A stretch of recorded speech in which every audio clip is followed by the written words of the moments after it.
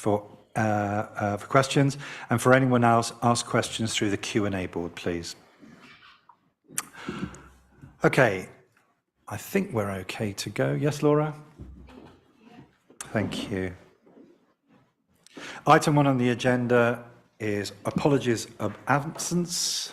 I don't think we have any. No. We're all present. Thank you very much. And declarations. I'm declaring an interest. I'm a director of the Frome Independent, so I won't take part in the discussion. I'll leave the room when that item comes up. Thank you, Anne. I actually have 3 of these applications that I need to declare an interest in. So Broadway Community Allotments, Sustainable Frome, and Frome Festival. Thank you. Andy? Lisa Merriweather. I'd like to declare an interest in Adventure. I'm a director and I won't be taking part in the discussion. There's all the declarations.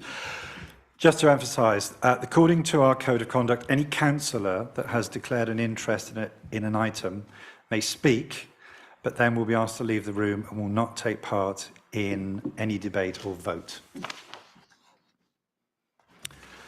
Item 2, and this is in common with our council and committee meetings, is questions and comments from the public and councillors.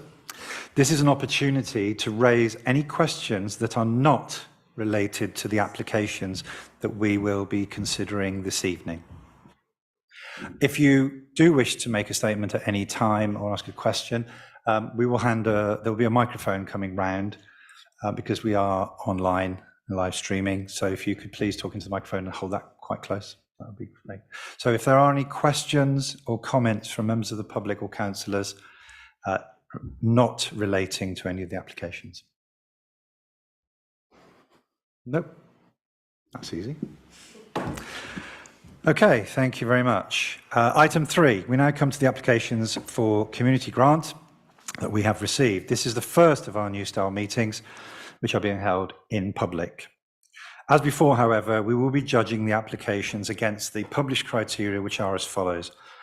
How will the project support FTC's ambition to build a town that has environmentally sustainable, environmentally sustainable, inclusive and prosperous, with a community that is more resilient, happier and better able to shape its own future? Is there a need for the project and/or an existing gap in provision? Is there a direct positive impact for Frome residents? And how will the project be financially sustainable in the long term, independent of FTC funding? Councillors have already had an opportunity to read through the applications, but at the start, Hannah will summarise the project that each application relates to and how much funding has been applied for. Each application will be treated on its merits in turn, with a vote to decide whether to fund the applications and if so, by how much. It's worth noting that we expect to run a second round of applications, and so councillors need to be aware that of this when they allocate funding. As part of the discussion, councillors may refer to supporting documentation provided by the applicants. Up front, applicants may be asked questions if the committee or members of the public wish to clarify anything. Applicants will not be asked to make a presentation. Any debate will be between members of the committee. They will be asked to conclude through a vote. As I said earlier, any councillor that is a member of this committee that has a declaration of interest would not be able to take part in that debate or vote. Sorry about that long-winded readout, but as it's our first one, we need to make sure that we have got things correct and that hopefully these are transmitted to you and understood. Okay, so if I can go over to Hannah, please, for the first application. So this is from Purple Elephant, and it's for the Toy Library Lending Service relaunch, and the project total cost is 2,560 and they're asking for 2,310. Do we have anyone from Purple Elephant present this evening? John. Thank you. John Clark, I'm a trustee. Thank you very much, John. Okay, I'm going to throw it open to committee members if they have any comments or questions. Lisa? John, I'm not sure if you'll be able to answer this, but in the application, I didn't see how you intended to measure impact of the investment that Broomtown Council is going to make on the 2,300. I'm wondering if you could help.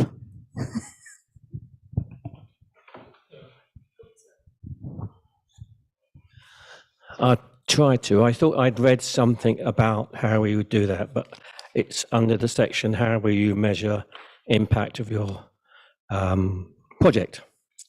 So I think how we're going to do this is obviously, if it's successful, it will be a service that we run in collaboration with the library service, and we use their processes and systems to record people that use the service.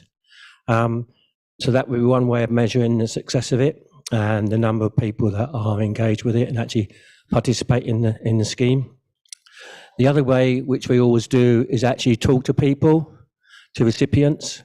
So we have regular surveys and opportunities for people to tell us how they're experiencing the service, whatever that service might be. That's very much part of how we operate. And I think that will be the two main methods. And also talking to other partners in the scheme as well, in terms of who may provide goods or the library service, getting feedback from them about how they think it's going and where the areas of improvement, and also engage with, there'll be a staff member as well. And obviously the trustees will also be engaged with the project. So they'll all be participants, if you like, in terms of consultation around the success or the strengths and weaknesses rather than success, strengths and weaknesses of the relaunch.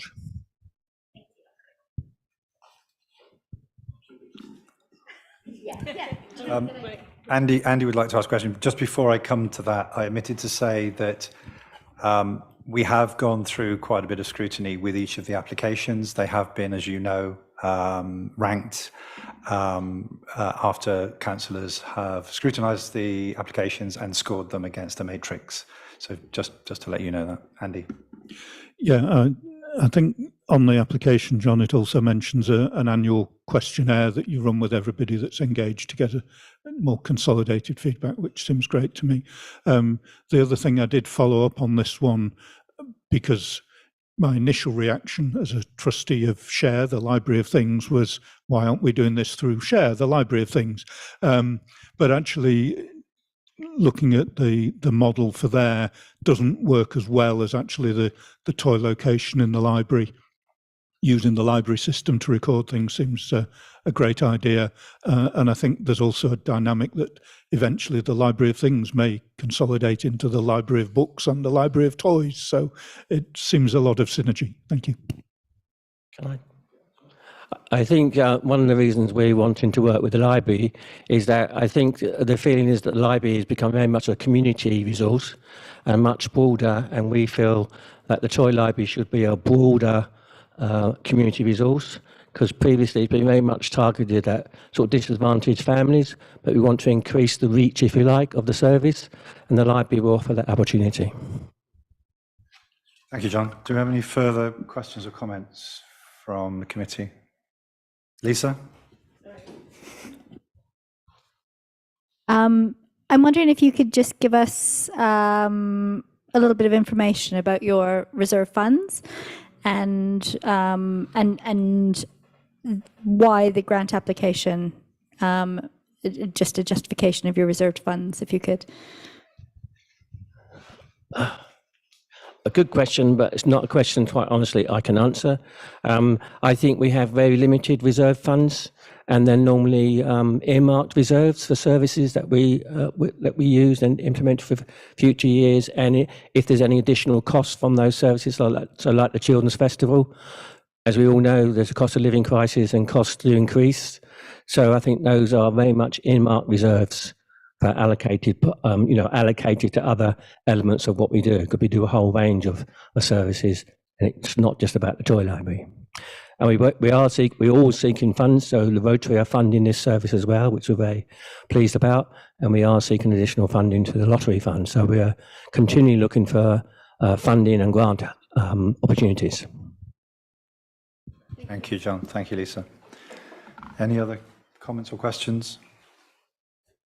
No. Okay. Just to say that this particular application scored very highly on the matrix, just to give you an idea where that sits. I don't know if Hannah, sorry, I'm looking at you saying Hannah. Laura wishes to add anything.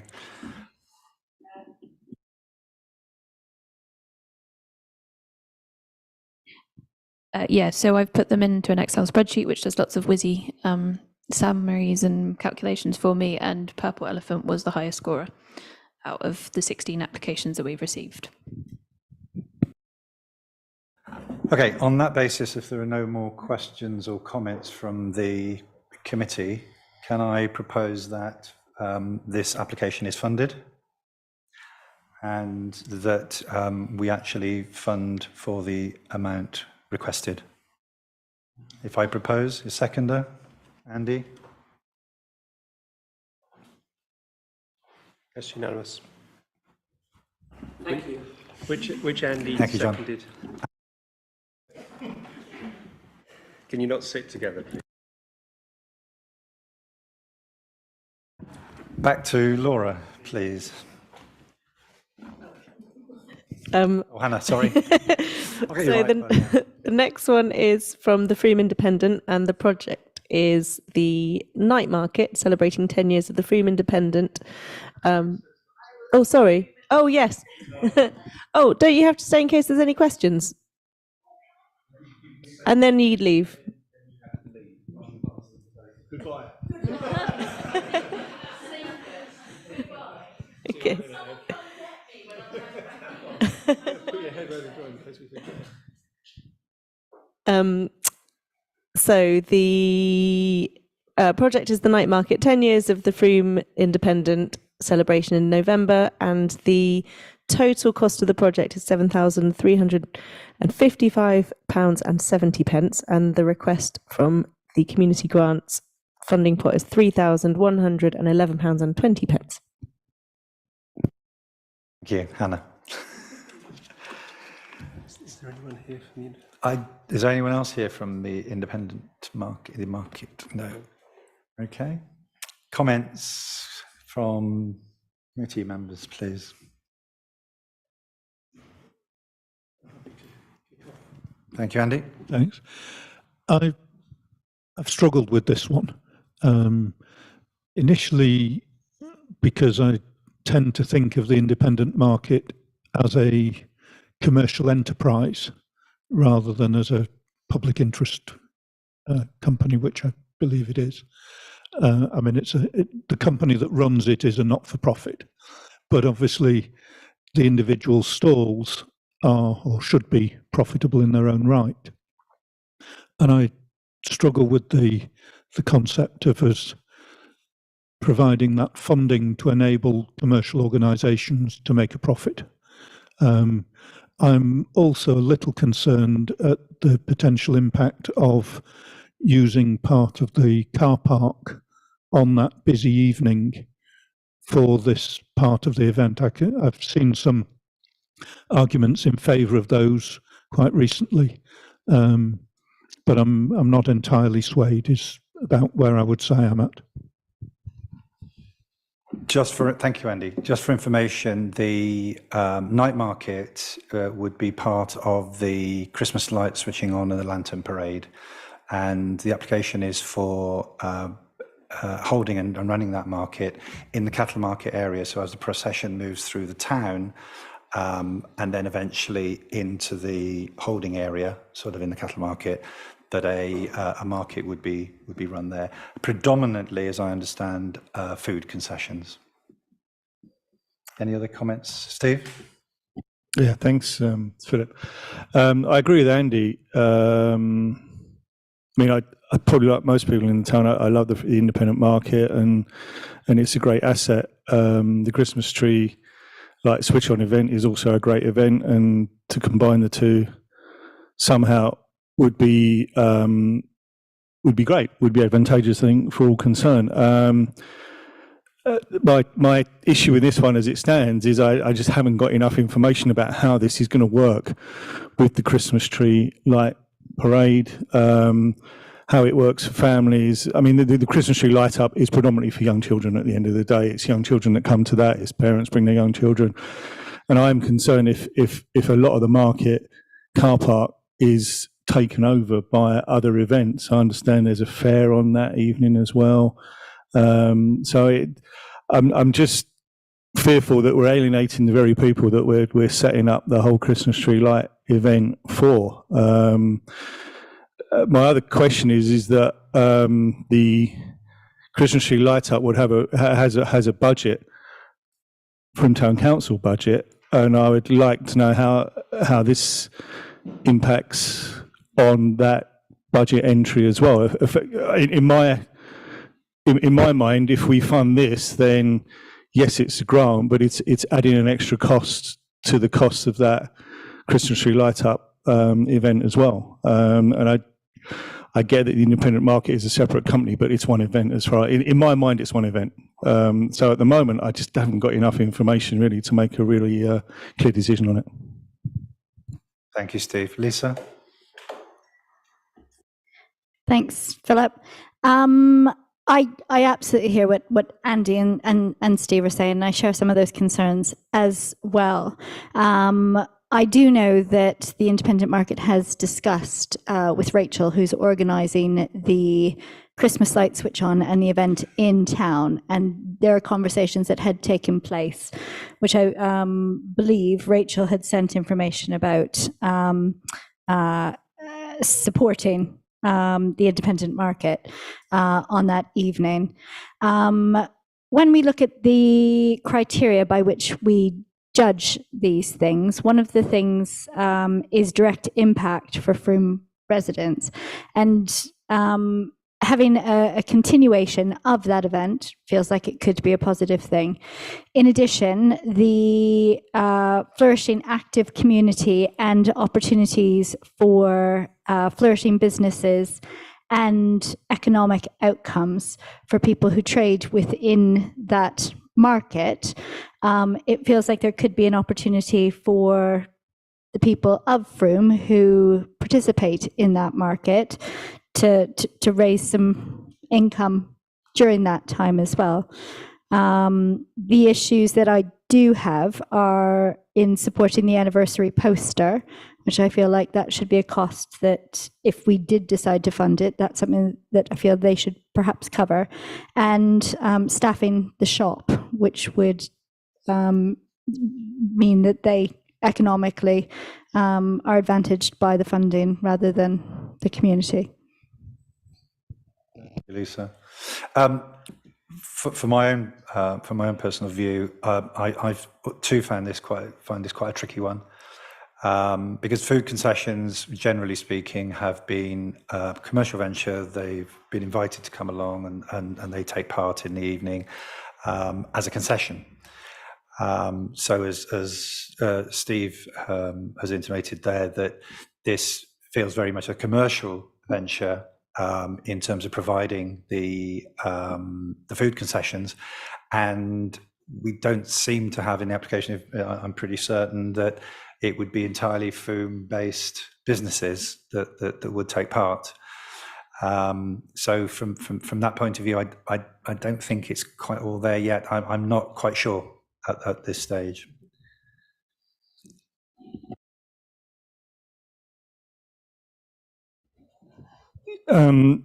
Is there any way we can get a bit more information, both internally and externally, about how this is all going to work?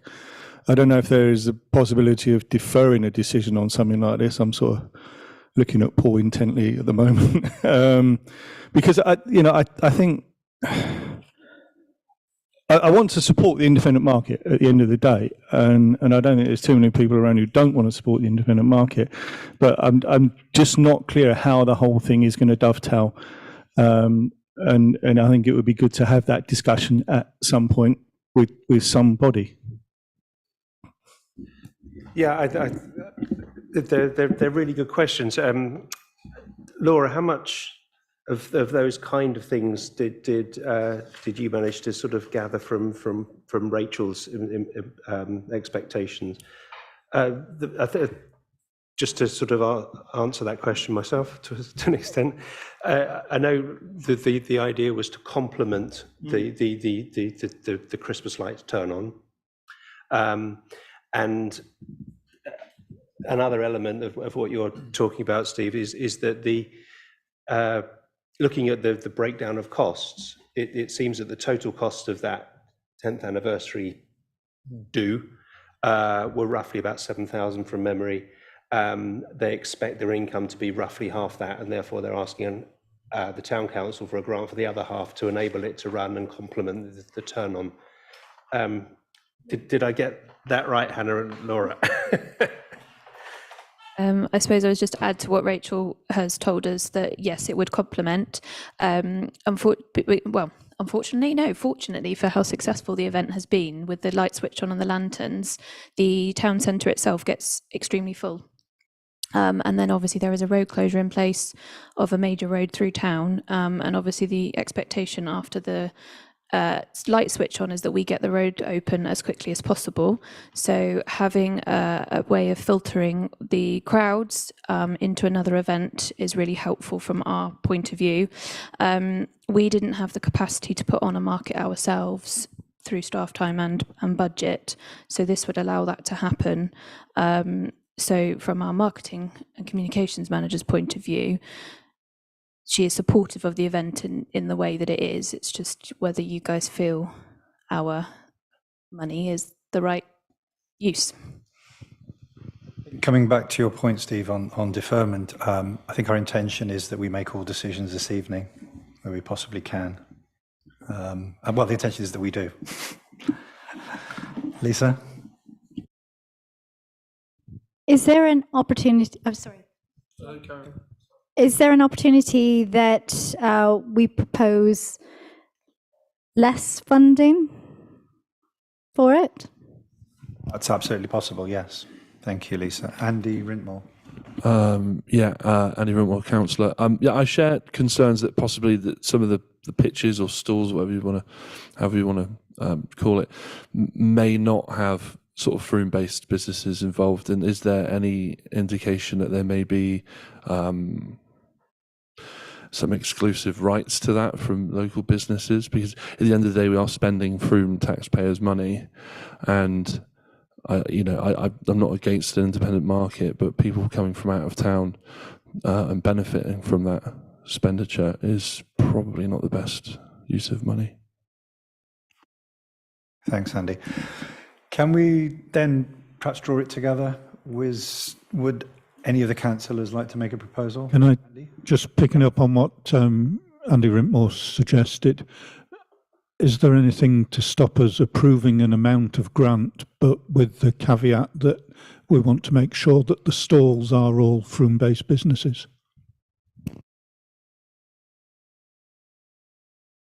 I'm looking to my left to three people.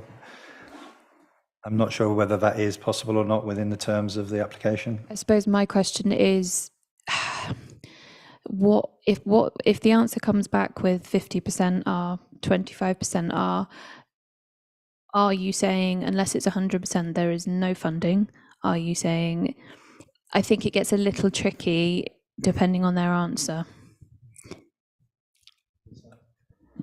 Can I suggest that if we do decide to go with that wording is something like prioritizing or ensuring the prioritization of Frome-based businesses with maybe some evidence back on applications? We may not always have the traders to fill a space like that. Lee? I'd agree with that. I wouldn't say 100% is reasonable or realistic, but yeah, a percentage of, I think, a good percentage of, and not a token gesture, I think would be a good idea. I don't want to appear like are they local? I'm like that, but yeah. Paul? Yeah, I think there are two things that you're talking about here. One is the amount of grant, if any, and then whether there are any conditions that you attach to that grant, regardless of its size. So maybe taking them separately might be a way forward. And I think it's entirely possible to put conditions on any grant, and you can decide what those conditions are. I think, however, it needs to be clear, prioritising. Well, I prioritised and didn't get any. How would we decide then whether the Frome Independent prioritised Frome-based? And what is Frome-based? Is it within the parish? Is it within 20 miles? It's really, really hard, I think, to do that unless you're clear about what that condition might be if you decide to award any grant to them. Okay, thank you. Lisa? Just going back to what Laura said, on the basis that the event would support the, according to our comms manager, would support in clearing the town centre to allow the roads to reopen more quickly.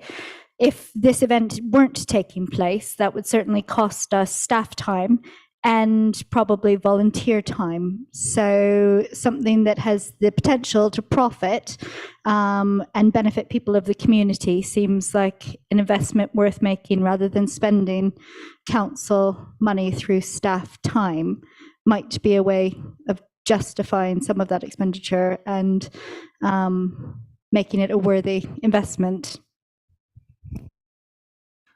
Okay, thank you. Laura? I'm not speaking out of turn, but I wonder, Lisa, you mentioned about not funding the poster and not funding the shop staff, whether that, what was that figure? 430 is taken off of the figure that they're requesting, and we put the condition is that you prioritise Frome-based or local businesses. Yeah, that although that's not a condition of getting the money, but what we would like to see from this event is Frome-based businesses. I don't know whether Paul thinks that's enough, but in terms of an award, it sounds like you do want to give them some funding, but whether you take off that 430 as a suggestion. Okay, thank you, Laura. Yeah, the question is, do we actually want to fund the application? How much do we actually want to fund? And depending on that, are we then taking the £400 or so away from that? So I'm looking, Andy? Looking at the fact that they've actually applied for more than we suggested in the first place, because everybody else has complied with the £3,000 top bar. What I'd suggest, I'd be happy, having listened to the arguments in favour and the benefits of doing this, I think I would be happier to say I could support £2,500 as the grant we make to them. Thanks, Andy. That's a proposition.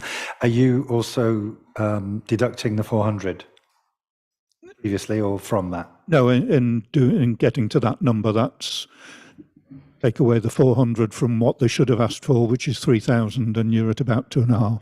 Okay, thank you. Was that a proposal? And if so, I'd like to second it. Yeah, you can take that as a proposal from me. So proposed by Andy, 2,500, yes? Seconded by Lisa. Can we vote on that? That's a majority. Steve, you abstaining or objecting? Did you want to put any conditions on that grant? Yes, I think we should condition it on 70%, say, of the concessions coming to businesses whose profit base is within the parish.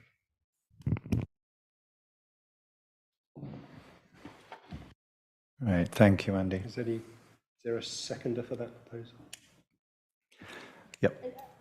It's not a second, that's a slight challenge to it. Hang on there.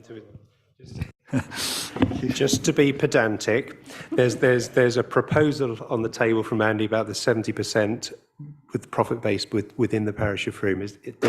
Would anyone want to second that? If not, then the proposal doesn't take forward, and there may be a counter proposal. This is the good bit for me.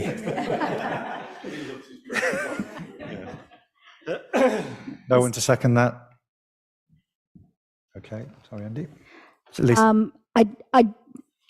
I'm fully in support of there being conditions on it that prioritise Frome businesses and attempt to ensure that the majority of the market is filled with Frome residents who will benefit from that funding.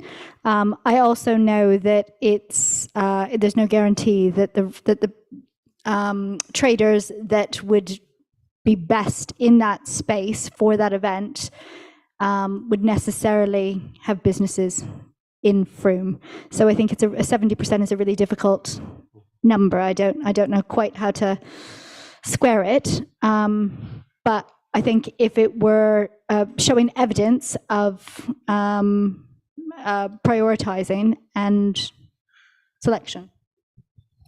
Thank you, Lisa. So, okay, so we can bring that. Andy, do you still want to So come back? we're just sort of discussing how we get to where we want to be, I think. And maybe the most flexible, and I don't know if it's appropriate, Paul, but could we delegate that guidance to our marketing manager? To me. Okay. Okay, so we've reached a point of agreement. Andy?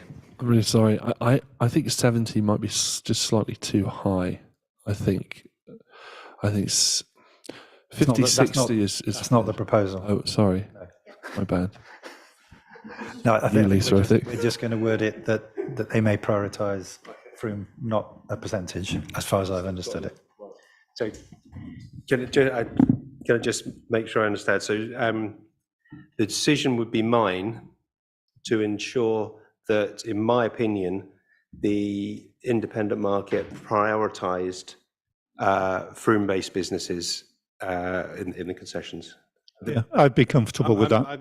That's fine by me. I just wanted to clarify. Yeah. How do we need to word the proposal to make that happen, please, Paul? Mm-hmm. Yeah, so the condition would be to delegate to me to ensure that the independent market prioritises Frome-based businesses who are attending that event. Yeah. So, proposer? Andy? Yeah. Seconder? Andy? Vote on that, please. So that's majority. You abstain? Yeah. Yep. Thank you. I'm very conscious of time, that we've only got through two in Yes, thank you very much. Yeah. So I'm going to try and move us on a little bit quicker, if we may. Laura, the third application, please. Hannah.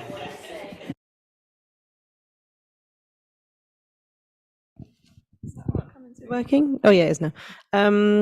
I know we're going through them in the order on the agenda, but do we want to start with the people that are in the rooms so that they can go if they want to, especially the people with young children?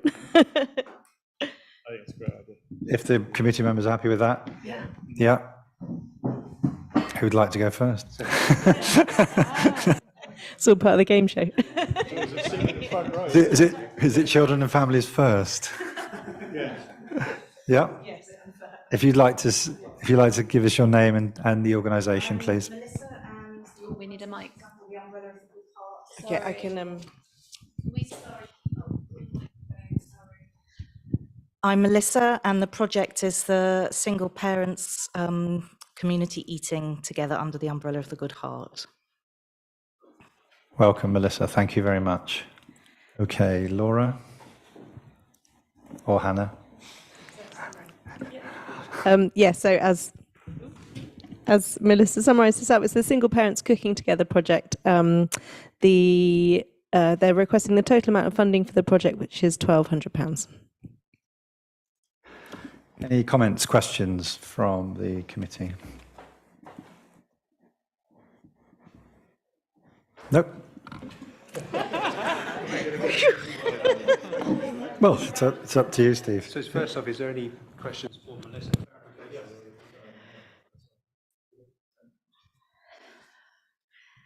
Oh, no questions for Melissa? My heart's racing. Don't worry, I'm not going to fire you. Don't worry. I might look like him. Okay, well, in that case, I think we can move to a proposal that, Steve? Oh, well, No, I just wanted to say I really like this application. I must admit, it was different. Never seen it before. I know a few single parent families in Frome, and I think they really, really, enjoy doing something like this, especially throughout the autumn and winter. So I'm fully behind it. Thank you. just my comment is, knowing somebody that came to Frome about a year ago on their own, found it very, very difficult, and sort of went along to what you might call the usual things. But something like this, I think, would have been absolutely down their street. So, yeah. Okay, so anyone would like to propose? Yeah, I propose funding in full. For the amount of £1,200? Yeah, Steve to propose, seconded. Andy Rintmore. All those? Thank you. Thank you. Yes, yes, yes. Thank you, Melissa. Very much. That's my first funding application too. Well done, thank you. Who's next? Who wants to go? Shall I just pick somebody? Go on then. We're from the Frome Neighbourhood Network, which is under the umbrella of Sustainable Frome. And your name is? Rebecca Collins. Rebecca Collins. Hi, Rebecca. Hi, and Esme. Esme Pateyford. Esme. Hi, hello. Hannah. Okay, so this is it's the Transition Streets Frome project run by the Frome Neighbourhood Network under the umbrella of Sustainable Frome, and the total amount of funding for the project would be 4,252, and they're asking for 2,829. Thank you. Any questions for the applicants from the panel committee, please?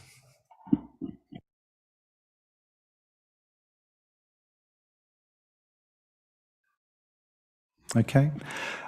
This did score very highly as well on our matrix. I think, yeah, we can move. You happy, Andy? Yeah.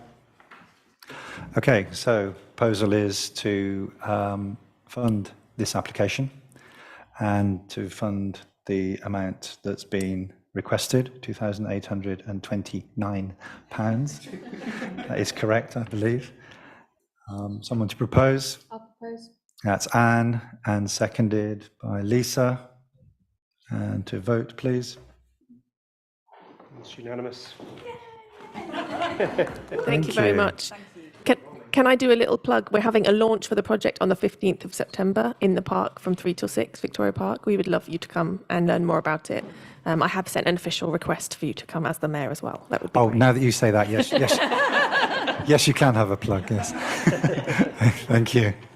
I think that's already booked, by the way.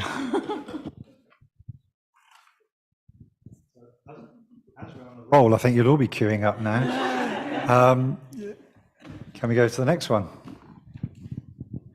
Who's that? Who would like to go? Great. So, and people that have been, there's no obligation to stay. Is that right? So, yeah, feel free to go and do something else.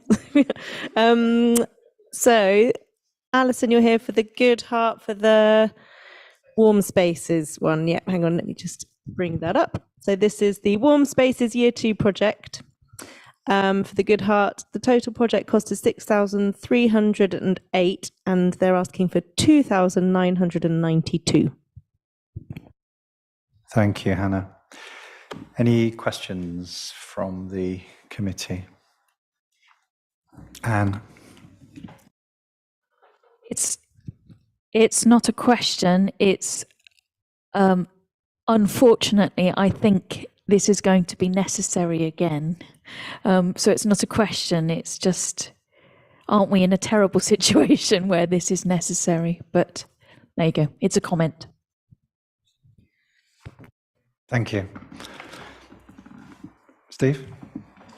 Hi, Alison. Good to see you. How many people used this last year? Are you expecting an increase going forward? I mean, I agree with what Anne said, and I'm guessing that you are expecting an increase. Okay.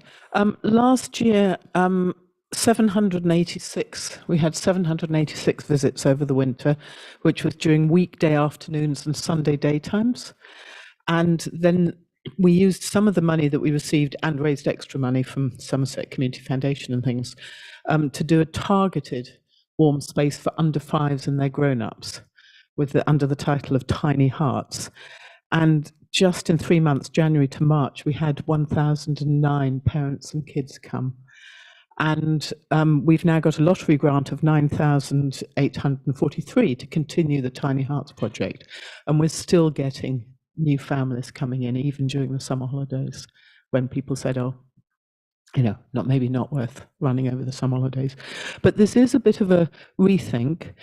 What we want to do is have a team of volunteers. So the volunteer coordination money is in here, because what we learned is we have to have volunteers for safety when people come in for pay it forward meals, and for all our hot drinks have been free since the winter.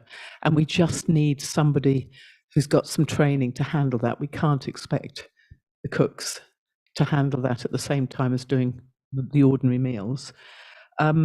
So we don't know whether that will increase the numbers or not. We're looking at being open from 11:30 through to 3:30 in the middle of the day, and cutting out to the 5 till 7 p.m. slot, which actually didn't feel very safe. So we're building on learnings from last year. But then we also want to build in more themed sessions. So Tiny Hearts was a themed session, which isn't included in this at all. So we're talking about 20 hours of themed sessions with identified facilitators. And so we're looking at one, we'd like to have a climate cafe, for example, that responds to climate anxiety. And we've got some people who are interested in running that. So, you know, we don't know. And it's a bit of experimentation, finding out what really works for people, what really draws people. So the Tiny Hearts absolutely hit a spot. And having the lottery grant till the end of March gives us a chance to look at the kind of evaluation that will be needed to try and get long-term funding, because we're clearly meeting a need in the town. Thank you. Thank you, Alison. We don't know the number. And the themed events, they would run in the evening, would they? Well, no. Well, it completely depends.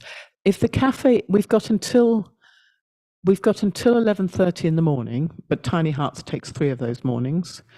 And then we've got from, we will have, in the new year, we'll have from 4 o'clock in the afternoon. But we also have regular groups like Sustainable Froome. We have focused counselling 1 day a week and stuff like that. So we'll be working out whether early evenings, later evenings work better for the people we're targeting. But the general warm space, you know, we would be open between 11:30 and 3:30 minimum for anybody. Thank you, Alison. I think Andy has a point. Yeah, just looking at the application, FTC's clearly supported this substantially over the past year, and quite rightly too. I mean, you've been offering a great service, great value for money, but we do have to ask about that sustainability of funding. So it was good to hear you talking about getting lottery funding, etc. I wondered if you got anything more on your plans for making yourself not reliant on FTC funding. Well, we're trying to cover our basic costs through commercial income from the cafe service. So the current thing, we've got an arrangement with the current cafe operators who will probably be moving on in December, and otherwise we ask for 10% from the cafe operators. So we're trying to cover all our basic insurance and stuff like that, and heating if we can, and basic venue manager costs, and then being available for hire at £10 an hour, which basically just covers costs, but having a slightly longer period in the evenings gives us a little bit more opportunity to cover costs that way. We've also attracted separate funding for the festival, the Kindness Festival last year, which this year, 2023, I keep thinking it's last year, was funded through the People's Budget. So the Kindness Festival is now okay for next year. So yeah, I mean, we're really keen to get to sustainability. Right. But these are extra services on top of the other things we're doing. All right, thank you very much. Any other comments or questions? To Alison? No? Okay. Do we have any comments?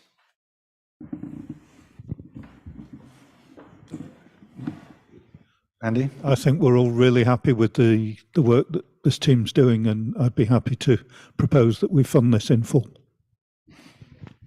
Yep.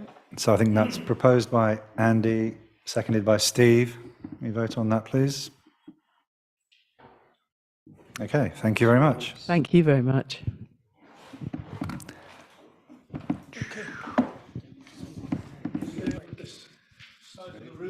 Okay, yes.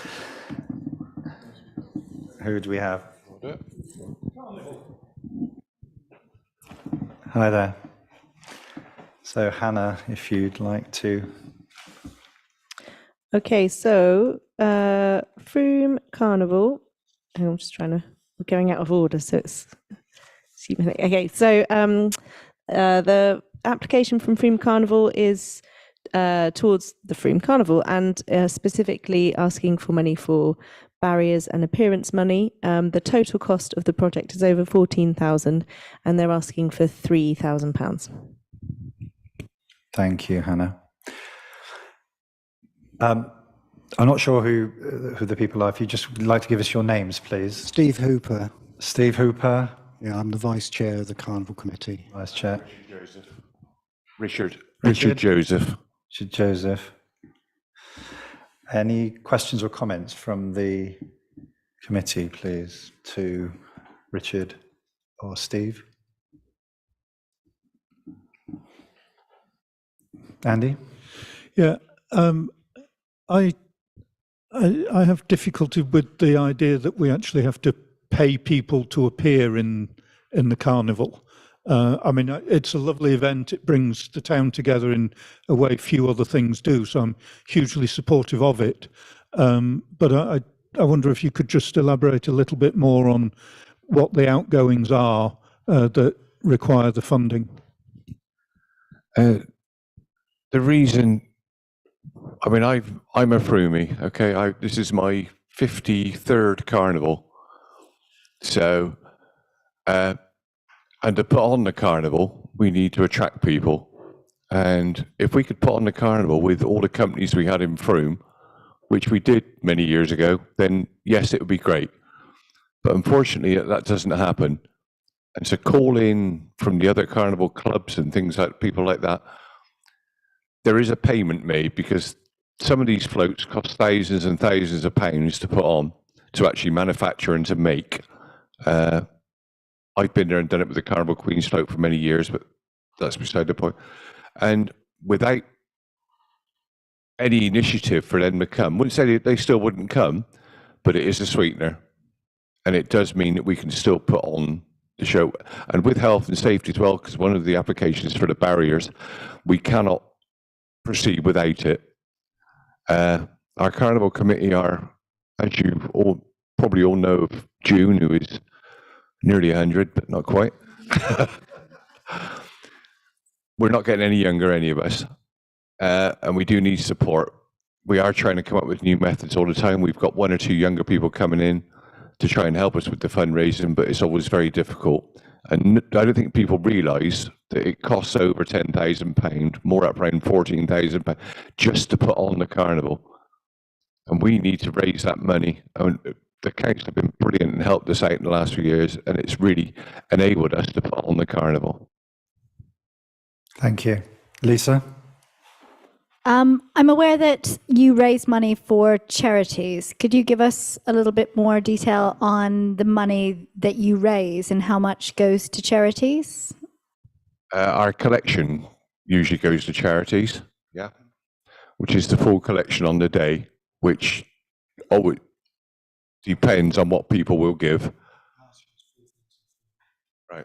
Last year was £4,300, and we decide yearly who we're going to fund with that, the likes of Fair Froome, etc. Along with Rotary coming onto our meetings as well, so they're involved as well. Thank you. Also, I share some of Andy's concerns about paying for people who are out of the town with council money. However, I'm aware of the joy that it brings to so many residents within the town, and that it's a free and very accessible event for families who may not have opportunities that aren't free or low cost. So though there is money, town council money being spent on people outside of Frome, I feel that perhaps that provides enough in terms of reach and accessibility for our residents. Can I just make a point on that? It was one of the earlier applications as well about supplying for the vendors, etc. That's part of my job. I mean, luckily they pay us, but they come from mainly from Bristol area and things like that. And they are people coming in making a lot of money out of Frome people. Unfortunately, the facilities are not always locally. I always try and go locally first, and they always get priority. So, but unfortunately, as you raised the point that we do go out to people coming, but they are the ones that we go to as well and help them. So the carnival's a different thing altogether, really. We're there to raise funds, but we're also there to put on a show for that day. And to be able to put on that show, you can't do it, as I mentioned earlier, all from Frome. One time you could. I started my working life at Tool Engage, and we put a van in with a few of us dressed up on the back of it 50 years ago. Lisa? I promise this will be the last one. Just looking at your kind of costs on that, £14,000, I suppose that represents about 50p per Frome resident, if we're thinking that we have a population of about 28,000 for an event that lasts pretty much all day. Yeah, just wanted to make that as a point. Just one last point on that. I'd like to charge everybody £1 to come and watch it, and then we wouldn't have a problem whatsoever. Yes, Steve, next. Yeah, I know, talking to some of the a couple of other councillors and some of the other residents of a certain age in Frome, that the carnival is something that they look forward to every year. It's the sort of, it's a free event. It's steeped in Somerset tradition, from what I understand, and yeah, I mean, it's just one of those traditional things. It happens all over Somerset, doesn't it? And I think it's one of those things that a lot of people only go to one event in Frome, and that one event is the Frome Carnival, from what I understand. And so, on that basis alone, well done. Thank you. I've got Paul and then Andy Rintmore. If we're from the town council's point of view, there's a public money being used to provide you a grant, and then I know it's a different budget line, if you like, but the collection then goes for you to provide grants to other organisations, and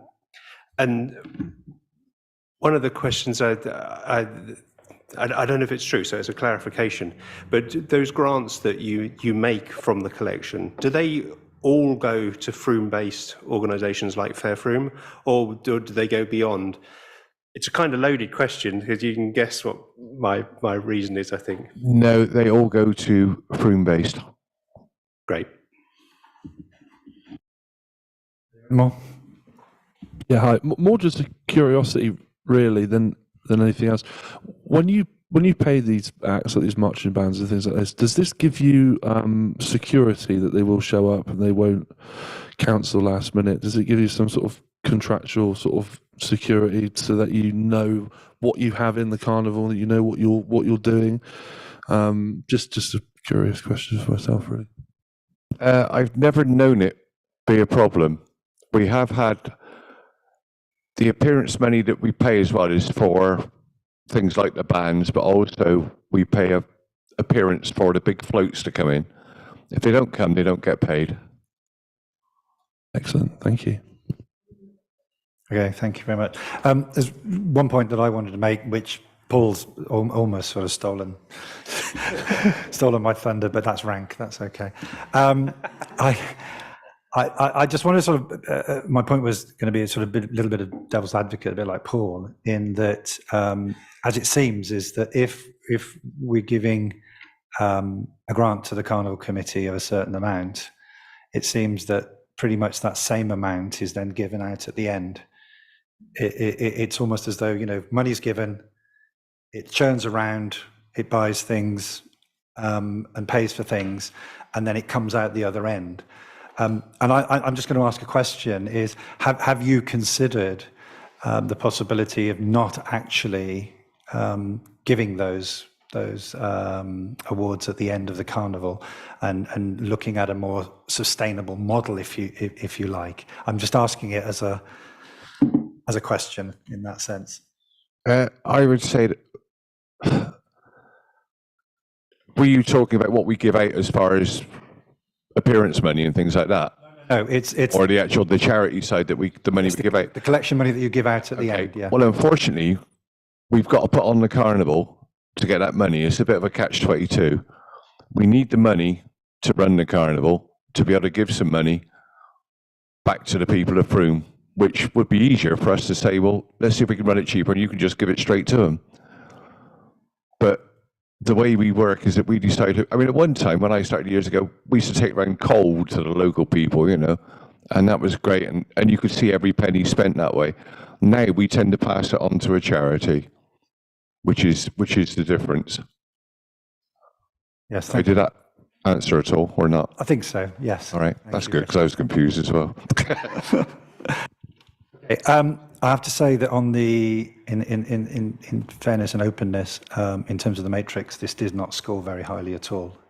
It was quite low down in terms of what the committee scored that. Do we have any more questions for Richard and Steve before we go to the panel, to the committee itself? Nope. Just a final plea that without the full funding, there won't be a Frome Carnival next year. Okay. So, over to committee.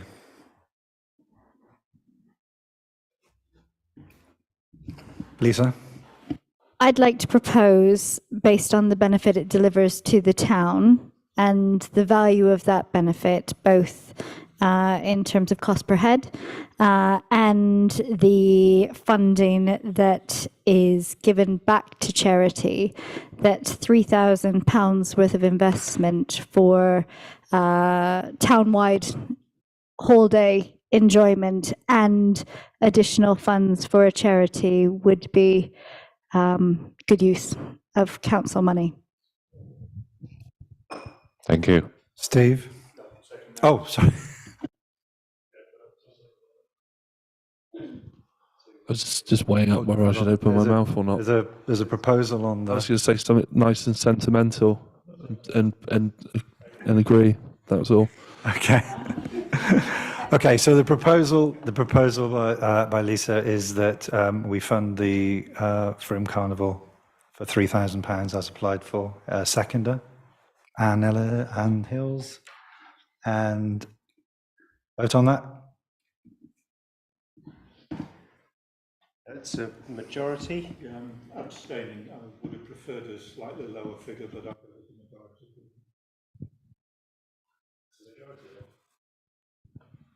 Thank you very much. No, thank you very much. It's really appreciated. Thank you, Richard and Steve. Thank you. Okay, I think there's... Who have we still got? Just one group left. I think I'm part of her. Oh, right. We've got another bit. We'll get that. I think we'll go to Jess next. I'll go to this side of the room. Is that okay? Right, okay. It's Susie, is it? Yeah. Hi. Yeah, I'm Susie for Frome Winter Wonderland. Okay. Over to Hannah, please. So the project is for Frome Window Wonderland, and excuse me, the total cost of the Project is £8,760, and the amount of grant requested from FTC is 3,000. Okay, do we have questions for Susie? Nope. Yes, Lisa. Sorry, I don't mean to take the floor as much as I am, but I can't help myself. Susie, I just wanted to say that I found it an innovative project that takes arts to the people rather than expecting people to come out to the arts. And I think that in terms of your audience of older residents and refugees is really inclusive. And that traveling element of it makes it quite accessible, as I said. So yeah, just wanted to make a statement about that. I've got a couple of questions, if I may, Susie. It is Wonderland or Wonderland? Wonderland. That's okay. Been wandering around. I wonder whether there's a German influence there somewhere. I just wanted to ask in terms of, I think it's a great idea, great project. I just wanted to ask about sustainability, though, in terms of going forward. I knew you would. Sorry. Yeah, so this is a project that's ran for a few years, but it stopped last year, and it was with a previous team. So Lisa and Claire used to run it, and it had to stop. And so we're a new team coming in, and we're trying to basically get it up and running again. So the idea is, in putting this application in, that we do it this year to get it back up on its feet. I think that's called seed funding. I am not a financial person. The financial person in the group couldn't make it tonight. So if I'm talking nonsense, I apologize. But yeah, so we want to get it up and running so that going forward, we will be relying more on business sponsorship and other sources of funding. I don't really understand all this, but yeah, because we haven't done it before, so we need to get it going again and hopefully turn it into a successful event that can just run year on year without having to come to you guys. Okay, thank you. Yeah, thank you very much. Any other questions of Susie? No. Okay, Steve. Just make a comment, really. I've got a 85-year-old mother-in-law, and she always used to put her window in this because it was the one thing that she felt she could do in an evening. Yeah. Without leaving her home, and sort of and participate. So, yeah, good on you. Look forward to it. Yeah. Just on another point, are you aware of the spin-offs that this has created? Because I was asked by Sarah, sorry about the previous mayor, to judge a window competition at Phoenix House. Oh, really? She felt she was too closely involved with gardening there. That was Christmas Eve. And also where I live on a new build. In fact, Lisa lives there, Lisa you mentioned. And she and a couple of others instigated in the new development. It was a great way of bringing the community together. So I just wonder whether you're aware of how, it's spreading. It has, and it's this year when it couldn't happen. I mean, I was one of the people that was absolutely gutted, and so windows have cropped up all over the shop because people are just missing it, and they clearly really, really want it back. So yeah, there's definitely a call for it. Well, this one this scored very highly as well on the matrix. So do I have a proposer? I think Steve is nodding yes. Yeah, I'm happy to second full funding. Full funding of £3,000, Black Swan Arts Window Wonderland. Proposed by Steve, seconded by Andy Jones. It's unanimous. Yay, thank you very much. Are you happy, Jess? I'm very happy. Over to Hannah, thank you. Jess next. Hello, I'm Jess. Jess is from Mothership, care of Caravan Arts, and they are applying for where's the project title? Inside Out as part of Window Wonderland, and the total project cost is 3,800, and they're asking for 1,600. Okay, any questions for Jess from the committee?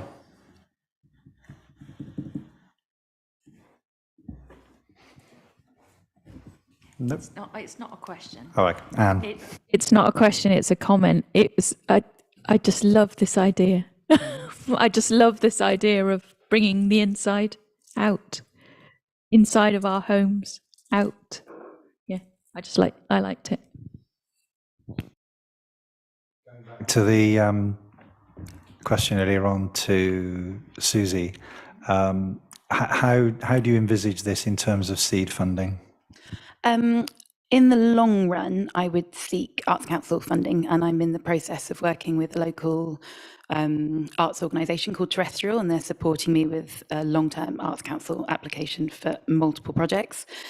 Having that for March, I think, would be huge. When I've done the budget for this with the Arts Council criteria, we're looking at an £8,000, £9,000 proposal, paying people, official day rates and things like this.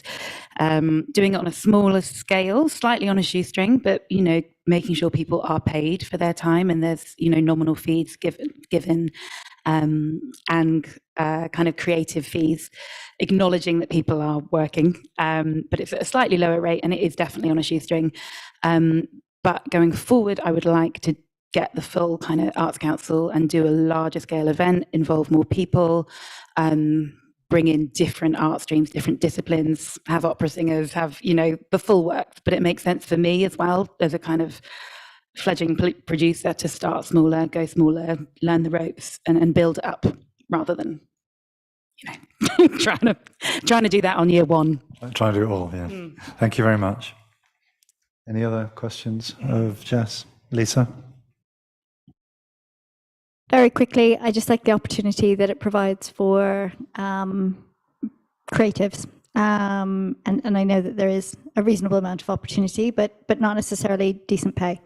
So, and again, it's another free event for people within the town to attend. Free and accessible to everybody, and really hoping that it will encourage people that don't buy tickets to the theatre, that wouldn't go and see a dance show, that they can have those experiences without, leaving their street necessarily.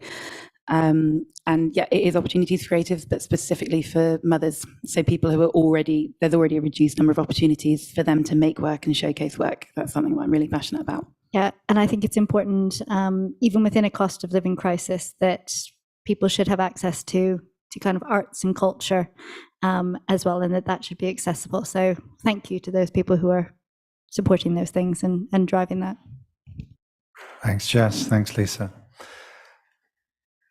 No other comments or discussion points? I'd like to propose that we fund in full. So Anne to propose, seconded by Lisa. All those, yep. Unanimous. Whoop, whoop. Thank you. Thank you, Jess. Who's left?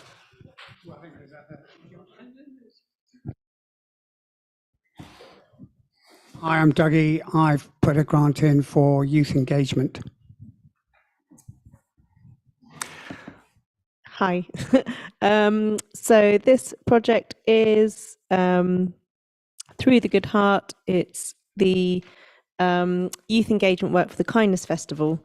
The total project cost is $2,970, and that's what the application is for as well. Okay, any questions for Dougie?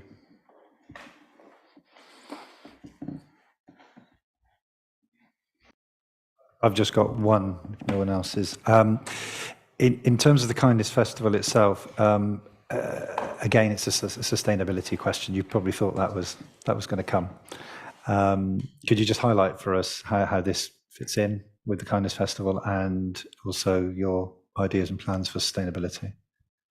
Yeah, so the grant is to run a final event, or 3 or 4 events, but there is a 4 to 6 month period, so whenever we get the money, to get young people to come up with an event.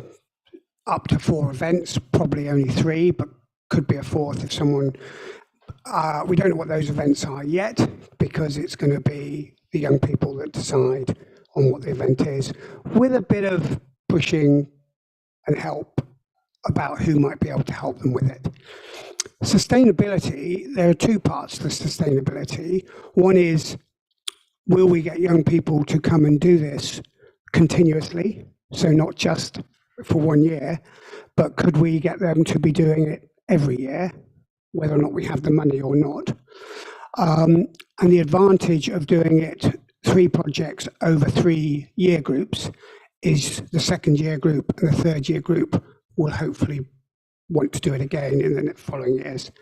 The money side, I would hope that once we have got the projects done, and they are really interesting projects, maybe I'll give you an example, maybe there is a media project where young people go around and interview residents of Frome about their life, maybe older residents, maybe younger residents. There might then be a patron who picks up that project in a future year. Or another project might be doing something about the history. Or you might get the schools to give money because the educational aspect of what they're going to do might help. So we haven't thought money-wise how we're going to do it in years ahead, but I think we will find the money because there is very little in Frome at the moment for the youth to do. And this is both educational, but also something that they can have a voice in. Thank you very much. Lisa. Thank you, Philip. 2 questions for you, Dougie. Looking at your tally in the amount requested by FTC, I make that tally £1,080. So I don't know if something hasn't been moved into the right column because overall you ask for 2,970. But the request from FTC is management costs of 480, £60. So there are 2 bits. There was a staff on the grant. There is a staff bit, I think, and there's a subtotal, and then there's a second subtotal, and it's those 2 subtotals added together. Okay, that just hasn't been copied. Okay, thank you for that. And the second part of the question is, as somebody who used to work in safeguarding, can you tell me a little bit about how you are safeguarding young people in this activity? Yeah, so I am a level 3 safeguarding qualified. I used to run Active in Touch, so I had to have those qualifications because of older people. It is different with people under 18, but I do have an enhanced DBS for young people as well. When we look at the people who might help with the activity, we will have to have a look at that, and part of the costs are to get people DBS'd if they need to be DBS'd. You. Any other questions? No. Any comments then from the committee? No, I was really pleased to see this application come in, actually. I think it's an area we've not pushed funding towards for some time, to my knowledge, and I'm quite happy to support it. So, agree with Andy. I think it's the youth. It's great. Happy to support. Just out of interest, this scored just above middle of table, but you know what it's like when you have a league. I mean, that's really good feedback. What would be really even better is to know how we could do better next time to get up a table. So where we weren't doing well on your matrix, it would be really good to know for future what we could do to, I'm really open for feedback. I don't think it's criticism. I think it only improves stuff. And the same for Warm Spaces Year 2, and I'm sure everybody else. It would be really helpful to see. I think as I didn't do it accidentally saying a league, because as soon as you start to fill in a matrix and get the scores at the end, someone goes top, someone goes bottom. So it doesn't necessarily mean there's anything wrong with the application. It might just be that at that particular time, it's ranked at slightly. I don't think we would want to know the league. I don't think I would want to know who was top or bottom or what score they scored. But it would be really good to know, if this is good, if this would have been even better if you had included this, and this, and that would be really helpful for the future. Thank you. Yes, I think we can provide that feedback. Absolutely. We have a proposal from Andy Jones to fund and seconded by Steve. Vote on that, please.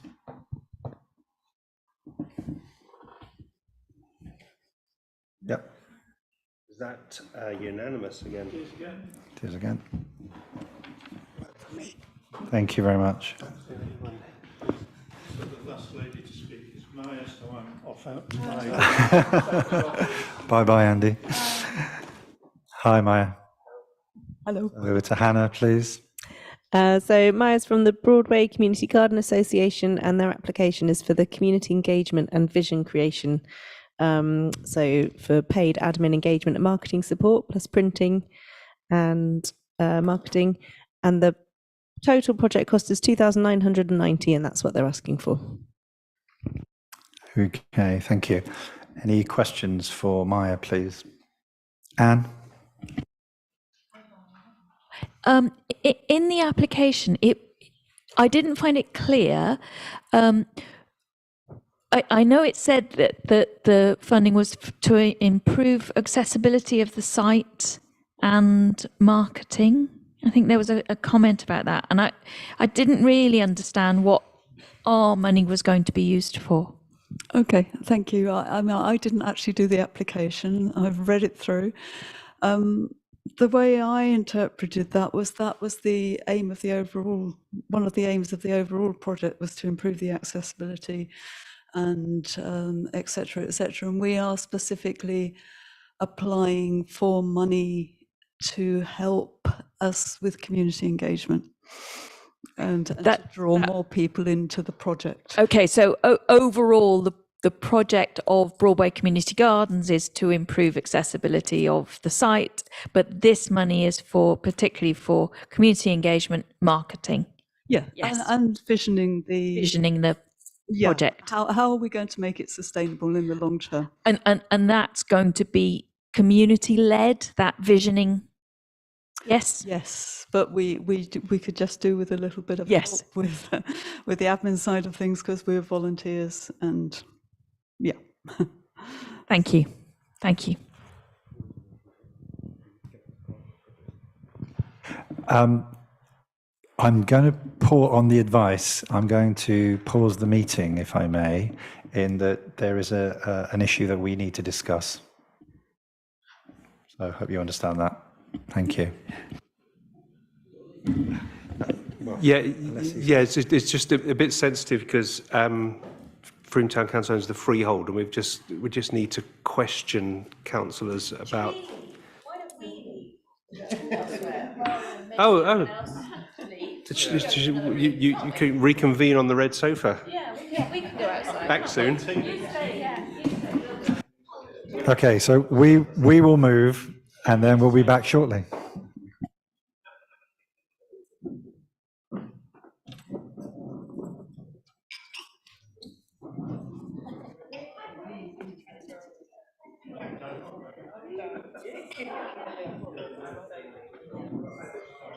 You got to come in, we're going out. You said to him. Technicality.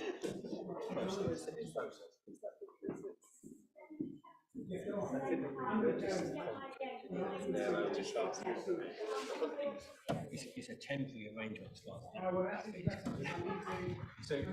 know Frome Town Council owns the freehold, obviously.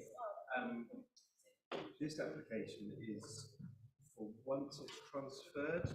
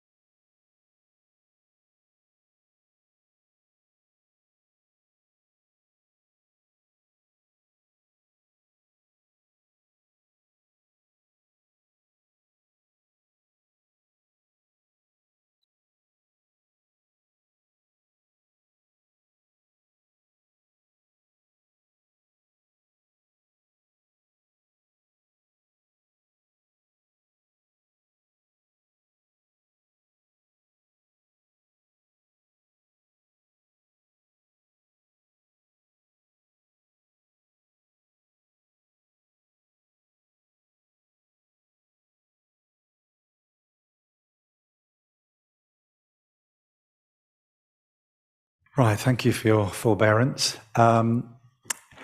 We needed to just to check a technicality before we proceeded. The reason being is that Frome Town Council actually still own Broadway Community Gardens. And so therefore, I will check with Paul. We need to declare our interests. Yeah. What what councillors have, I believe, is an other registerable interest. And I declare that interest. And Anne has declared that interest, and so is Philip. I'd like to declare that interest. Yeah, and me. Yeah, Andy Rintmore. Those interests are all declared. So normally the councillors would then have to leave the room, leaving no councillor in the room. In these circumstances, a dispensation, because it's an extraordinary situation, a dispensation is requested by each councillor. I believe that's what you're. Yeah. I request a dispensation. I request a dispensation. Request a dispensation. This sounds really weird, but it's technically the right thing we have to do. So, and so Andy. I request a dispensation. So all councillors have declared and other registrable interests, and to keep the meeting quorate, are requesting a dispensation. Now, to make it even weirder, the committee then decides on whether to approve that dispensation for itself in this situation. So somebody needs to propose. I propose we grant that dispensation. So Anne proposes we grant the dispensation, seconded by Lisa. All those in favour? So that's unanimous. So that process would be really obvious and clear and simple if it wasn't the whole committee in this unique situation where the grant application is made on a property that's owned by the town council. So that means the dispensations have been approved and the discussion can now carry on. Thank you, Paul. Okay. Any further questions?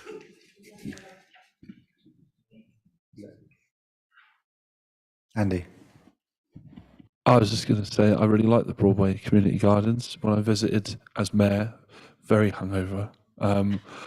You're all really good to me, and I really appreciated the guerrilla style, the punk rock style of sticking it to the man and winning and all of that. And I've got a soft spot for what you do and what your thing is, and so I just sort of get the ball rolling with something nice. Steve? Yeah, I agree with Big Andy. Actually, this was one of the, I think this is the only grant application that I saw that actually ticked the boxes in terms of green spaces and in enhancing our environment. So on that basis alone, it scored high for me.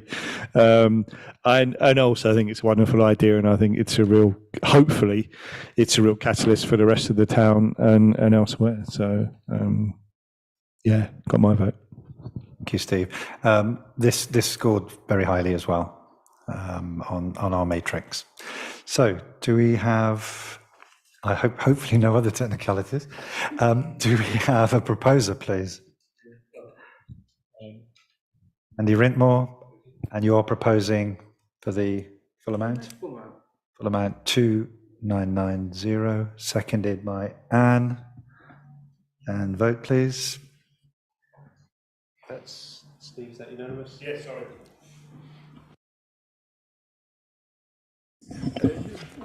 Because this has been recorded for the record, we've just got the dispensation request forms here, and I will get the councillors to sign that by the end of the meeting.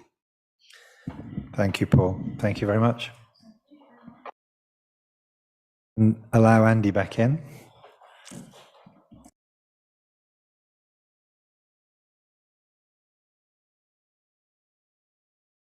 So I think we've exhausted, sorry, I didn't mean that in that sense, all the members of the public in the room and those applicants. I think now I'll go back to Hannah to take us through the remaining applications, please. These are all the ones that are left over. Yep. So just go Just through take them. them.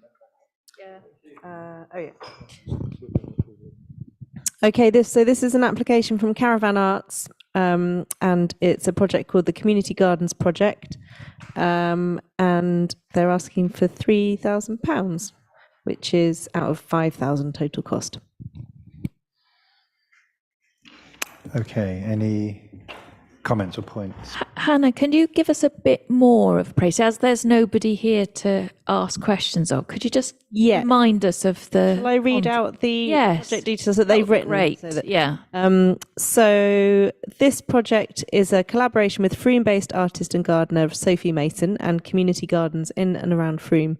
It will aim to test out a new model of participation that brings together locally based community groups with creativity, sustainability, nature, and ecological cycles, creating unique and engaging experiences close to their homes. Our idea is to deliver a series of slow, seasonal, multidisciplinary workshops in community gardens with both older and refugee groups. These would explore different sensory techniques using natural materials and respond to seasonal changes. Together, we would co-produce a solar-powered film screening and shared food event at the Caravan as a finale to the project that celebrates the importance of community gardening initiatives to sustainability, the role of nature in well-being and social bonding, and the importance of green spaces in providing stimulating and creative sensory environments. We'll plan 3 seasonal workshops over spring, summer, and autumn that take natural materials as inspiration and explore relationships between nature, ritual, and well-being practices. With the groups, we'll co-curate the autumnal sharing events as a celebration of the project. Okay, any comments? Lisa? You had the microphone ready.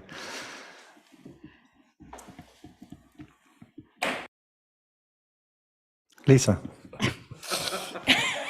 Hannah, can I please see the paperwork just for a minute? I just want to see if they're planning on charging participants. I don't have a note of that. I don't think so. I think the idea is that they're free.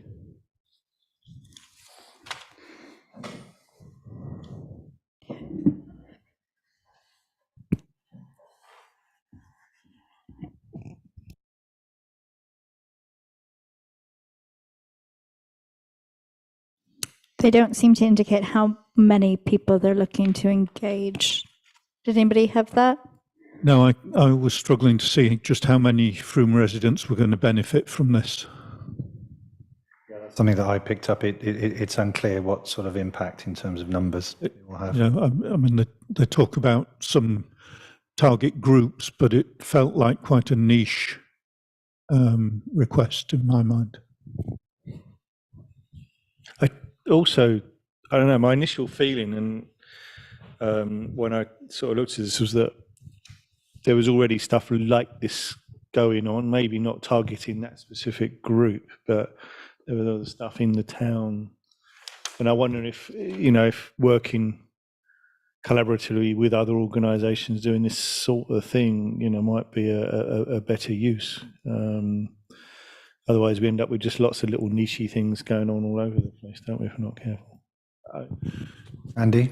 Well, yeah, I mean, I was going to say the reference that they're reaching out to other community garden groups, but I know of one community garden group that hasn't heard at all from them.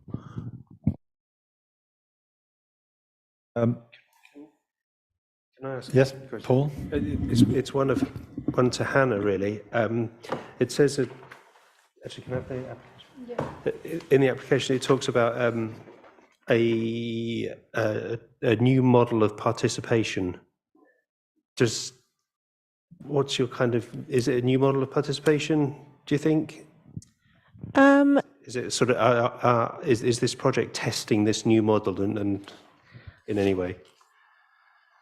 I'm not sure. I think it's probably the combination of things that they're doing that is unique. So it's using existing community spaces and bringing new people into them. I missed out a paragraph in the thing that says we will reach out to groups that reside in the local areas of the community gardens to build on existing networks. We will work with the community gardens organisers to create accessible and stimulating environments for groups to come together for creative activities and engage in social rituals. I don't know, they may have they may not be reaching out to those groups until they know they've got the funding to do the project. That's what I'm wondering. Lisa? I don't know if I'm missing something in here. There's nothing in my notes, and I can't seem to find it in here. But I fail to see what they're trying to achieve. Okay. Following on from those comments, Andy, do you want to add anything? I was probably going to do what you're going to do instead, Go on which then. is to propose that actually this is one that we should reject from a number of criteria just don't seem to be met. There's not enough information here for me to feel we should be giving them public money. Andy, Rintmore? It all seems lovely and well and good, but I'm getting a bit stuck on the. I mean, in principle, getting stuck on the wording of to test out a new thing. It's a bit of a gamble, is that not? I want something a bit more. If you're asking for that amount of money, I want something a bit more kind of concrete. Thanks, Andy. I mean, going back to Andy Jones's point, I mean, that's where I was going. Yes. So there's a proposal from Andy. yeah, proposal from Andy. Yeah. Seconded by Anne. Can I just interject? Can we possibly send this back and make them aware of a second round of funding and possibly give them some support to just up the game on the application? I would feel bad just to reject it straight out. I think we should give them some help. I think we give feedback anyway. But Oh, okay, cool. I can offer to spend some time with them. yeah. That would be great. Thanks, Anna. Positive. Yeah. Thank you. Just from an admin point of view, obviously I'm going to write a letter to them to tell them the outcome officially. So just to say the reasons why the application was unsuccessful was because the criteria wasn't met fully, and the grants committee felt there wasn't enough information to make a clear decision. Would that be accurate to say? Yeah. Have a chat. Yes, and also the offer of Hannah. Yeah, I can add that into the letter as well. Lisa, do you want to add something? Can I just add, or request that you add, that we weren't clear on the benefit to the residents of Frome? Okay, thank you. Hannah, the next one, please. Did you need an actual vote on that, Phil? Proposal by Andy Jones and seconded by Anne. And vote, please. Unanimous. Thank you. Now, Hannah. Thank you. So this one is from the equivalent project, CIC, and the project is equine therapy for mental health intervention. And they are requesting £3,000. I think the total project was 4,800. Yeah. I've got a couple of comments. I think we funded this last year, and my other comment is I think there's a limited number of people, a number of residents in Frome that would benefit. Yes. And those are my two concerns. 10 individuals living within Frome, starting 12 weeks in the autumn.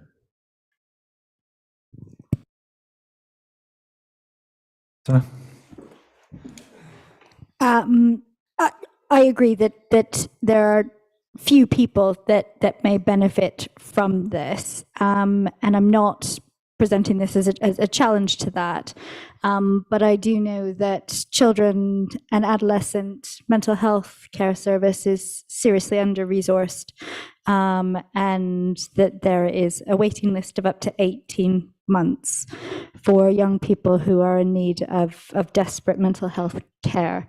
So whilst I'm encouraged to see something that supports young people and helps to deal with their mental health issues, I'm not sure that this delivers the value for money that we're looking for broadly, and would, I suppose, on record, invite more applications from people who are looking to solve the problem of mental health with young people and fill the gap left by CAMHS. Thank you, Lisa. Andy? Yeah, I mean, my understanding is that this form of therapy is hugely valuable, but we have to be guided by the professionals. And if the requirement for equine therapy isn't stated in a young person's EHCP, then it shouldn't be provided out of public funds. If it is stated in the EHCP, then it's for the education and care service providers to make sure those provisions are made available. Just for clarity, could you explain what the ECP is, please? EHCP is Education and Healthcare Plan. Thank you. And then Lisa? Yeah, I was probably like a few people torn on this one, I must admit. I mean, I had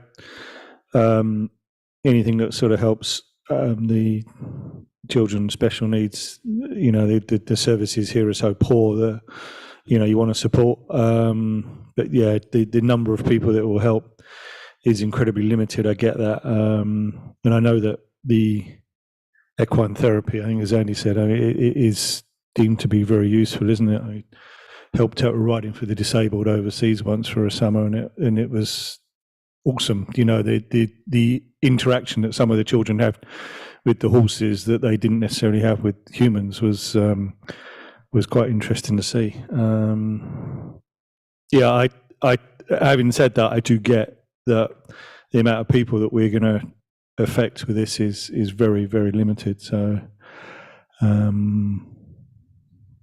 yeah. Thanks. Lisa? I'm so sorry, I'm going to go full geek.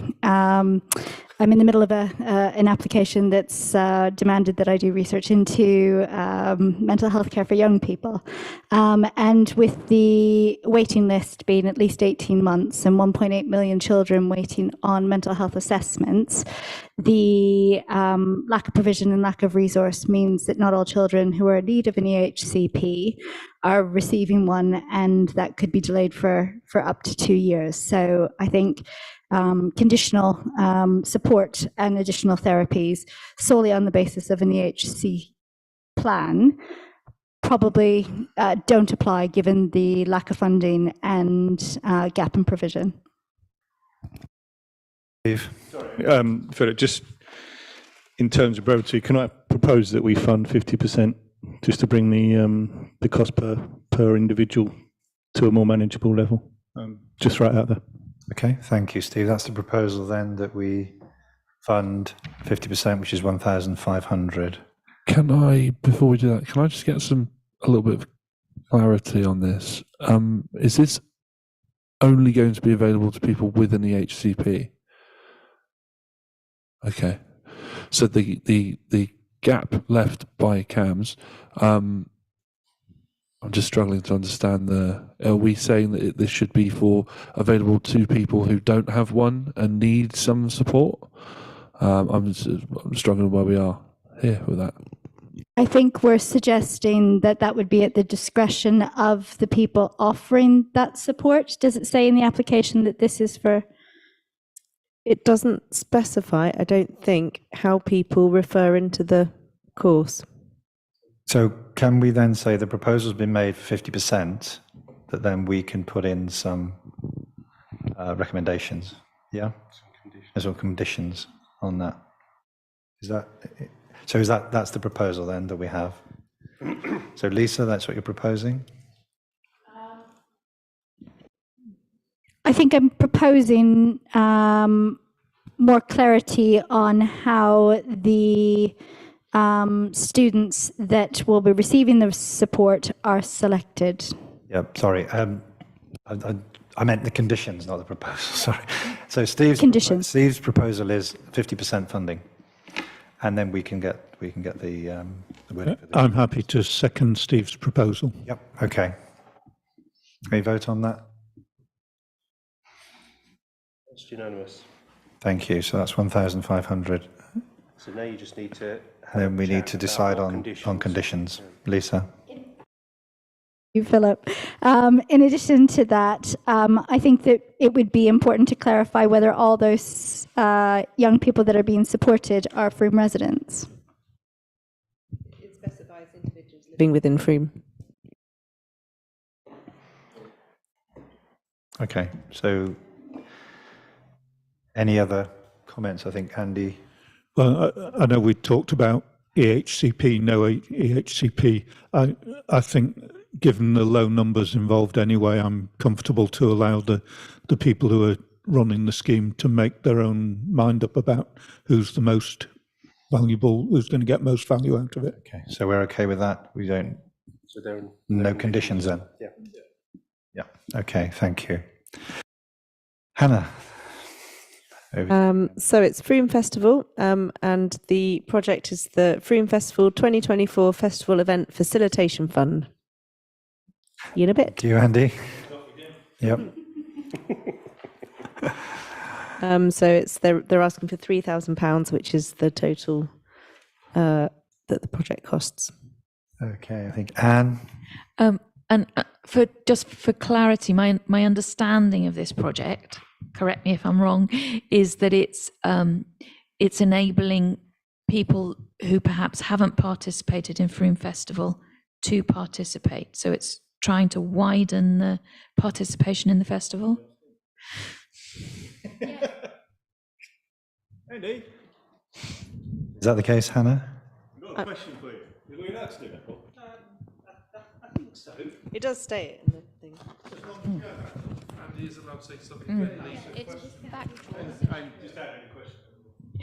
Yeah. You want to repeat your question? Yeah, so my understanding of this project is it's endeavouring to widen the participation in Froome Festival. Yeah, exactly.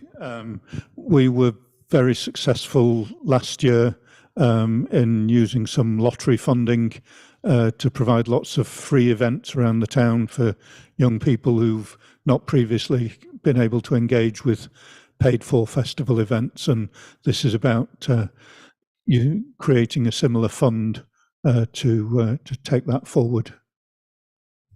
Thank you. Thank you, Andy. Lisa? Just out of curiosity, how many young people did you engage in the activities from last year? I didn't write it down in my notes. I'm afraid I don't have those numbers, but it was literally in the hundreds. I mean, there were, I think, over 20 free events that were staged as a result of that. Okay. You have the numbers, 96 free events, but I just didn't know about the number of people engaged in those. Okay, thank you. Any further questions of Andy before he leaves the room? Once again, thanks, Andy. It's good for your back, absolutely.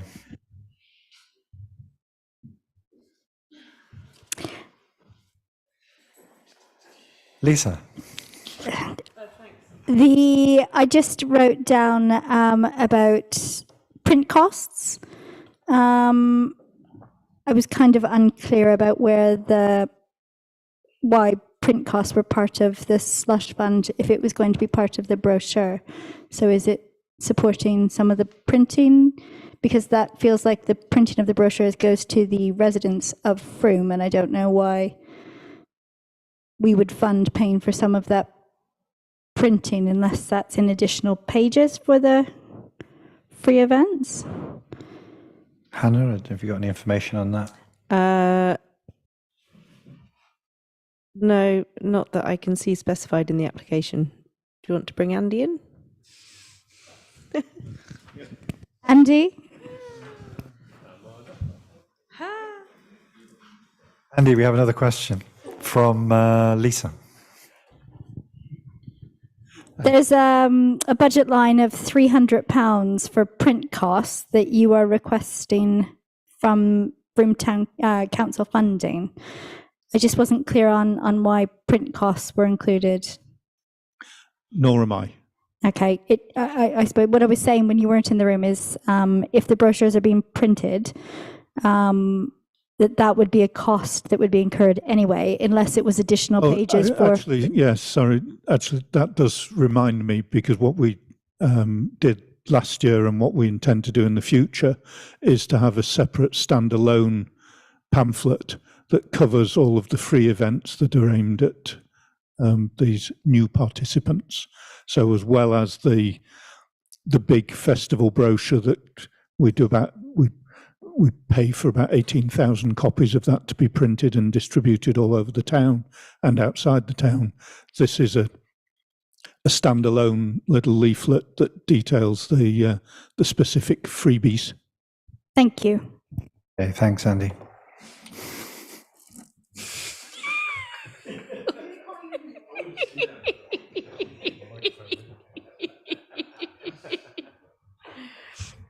Okay. Any comments? Anne?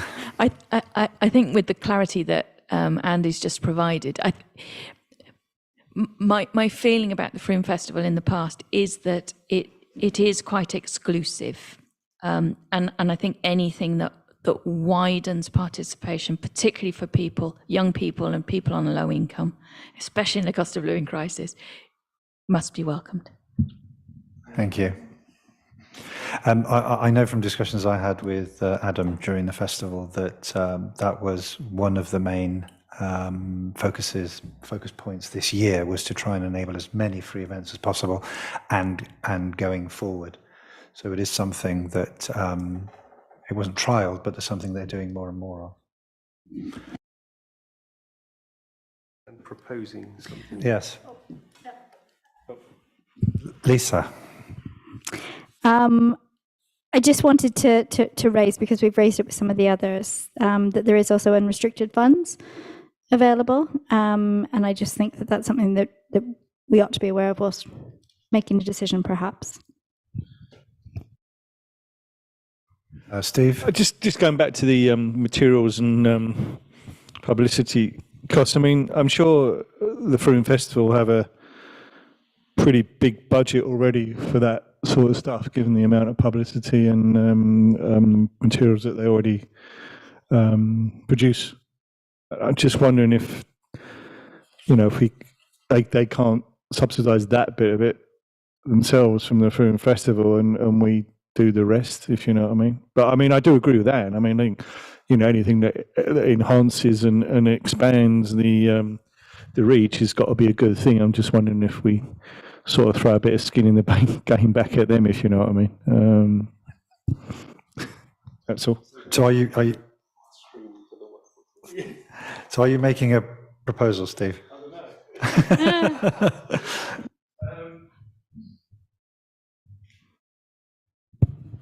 Yeah, God, I'll propose that we.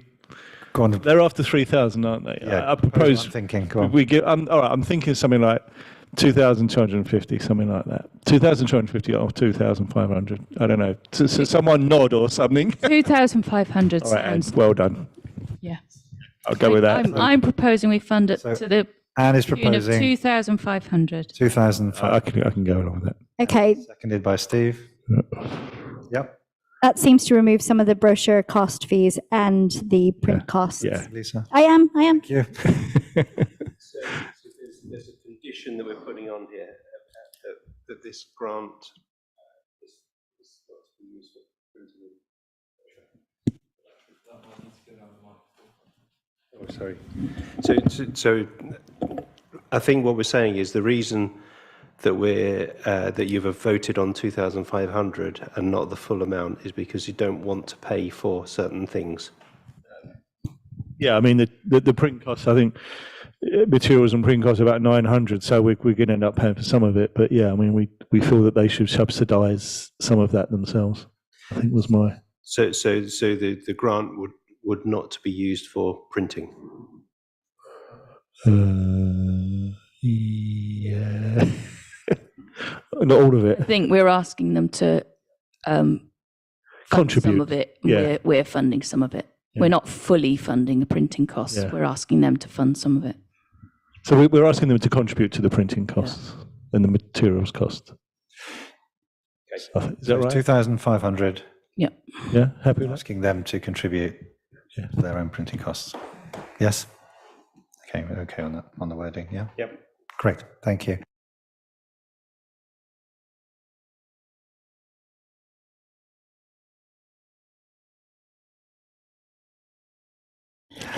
Hannah, thank you. So, adventure, Froome, CIC.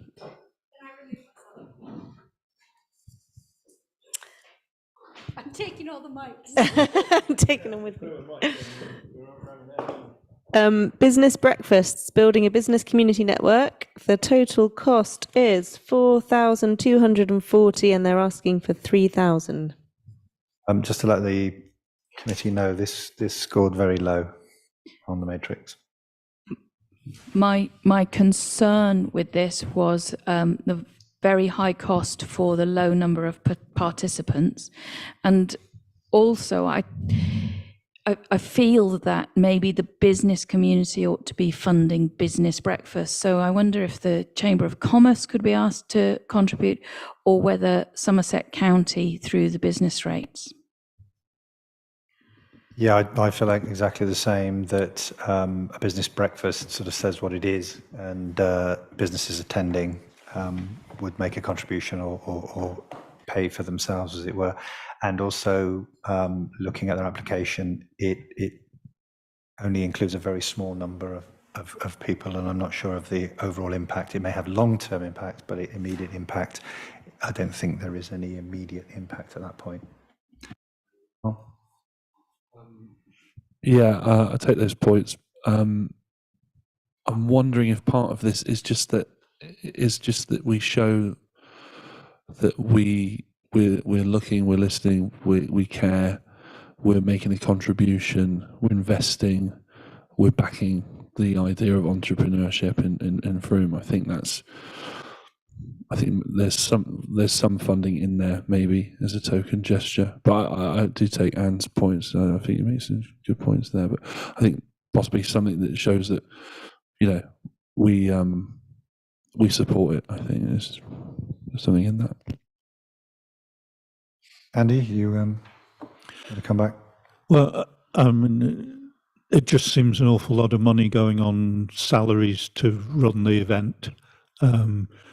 If there's an appetite for business breakfasts, if I can make that pun, then I would have expected them to be self-sustaining and self-funding. I can't see an argument for spending grant money on this myself. That's your proposal then, Andy? If you want to take that as a proposal in order to yes, speed things up, then I think we say no to this one. Okay, yes, I'll second. Anne will second. And vote on that. Ooh. So that was 3 majority.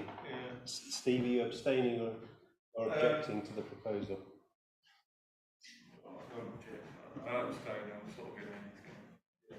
Andy, you abstaining or objecting to the proposal? First time ever I'm abstaining. Well, proceed. Thank you all very much. Very conscious of time. We're right on 9 o'clock. Everybody happy to continue? Lisa, you can come back in. I think we have 2 more to go. Hannah, please. Frome Town Band Beginners Project. They want £2,000 to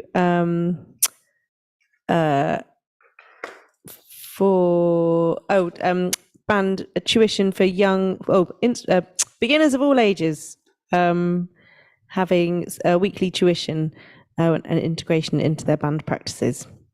And the total cost, that's what I was looking for, is £11,600, and they're asking for 1,700. Anna, Anne? I needed some clarity. I couldn't find in the application how many people this might be helping. Is it in there and I just missed it? I didn't see numbers in there. I mean, I think it's very worthy and a great initiative, but I just couldn't see numbers. If it might not be very good value for money if it's only a small number of people. I think while Hannah's looking for that, I think what I read was that the very nature of Frome Town Band itself is that they are trying to recruit, but it would be very small numbers. I think they realise that. I think it's part of what they're trying to do, but it would be very small. I was a little confused because in one box it says how much funding do you want from FTC, and it says 1,700, and then in the breakdown it shows £2,000 of salaries. So I'm not sure if they're asking for 17 or asking for 2,000. £200 is a typo. I took it to be sort of 25% of that figure. Is there any information on numbers, Hannah? Numbers of people, no, it doesn't specify.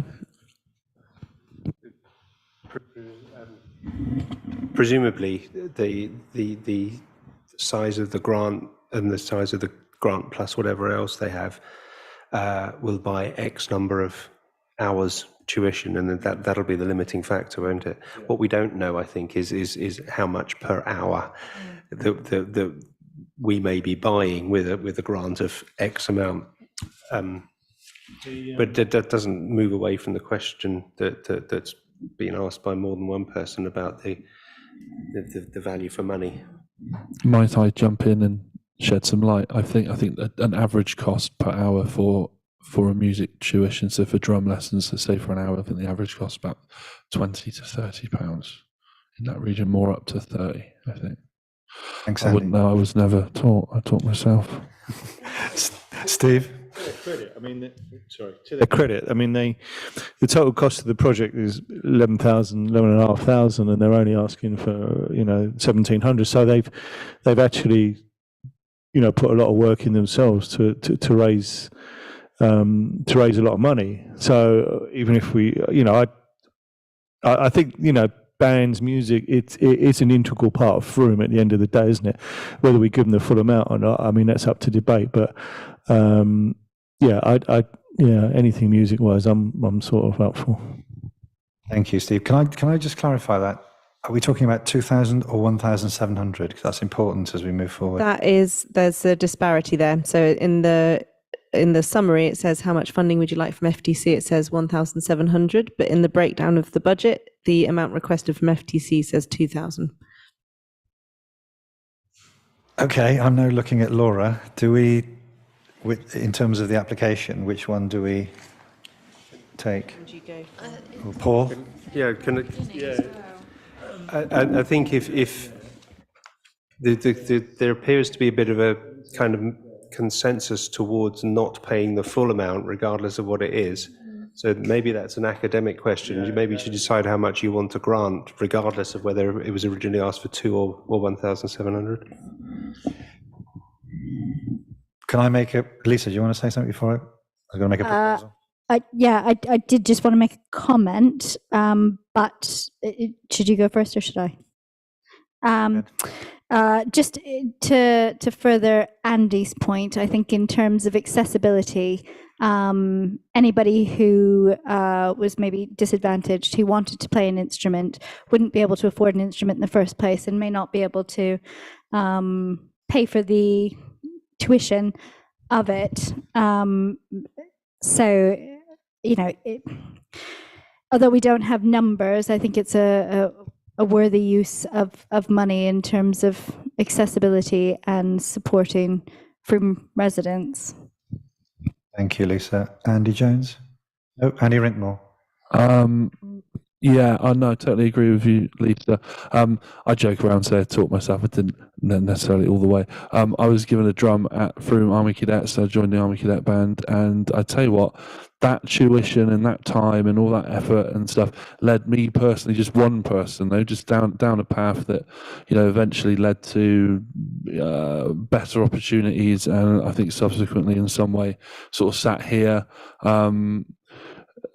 dubbed the punk rock mayor of Froome, all that sort of stuff. It does change lives, and I think for the money, even for the ability to change one life, let alone maybe 10 or more, I think give them the 2,000, give them all the money. I can't sit here and say anything other than that, actually, in good conscience. So I think that's a proposal from Andy. Can I come back to what I asked before, though? Yeah. If we are going for the full amount, I'm not saying that's what the proposal is. It may well be. Can we be clear on whether it's 2,000 or 1,700, please? So it's mentioned twice that it's 2,000, and the 2,000 is on the front page of the application. So are we okay with that? Yeah. Yes. And I think that was the number that Andy proposed. Yeah, I did. Yeah. I'll second it. Okay, so Andy's proposing and seconding. Unanimous, thank you. And I think we've come to the last one. Correct. Frome Open Art Trail.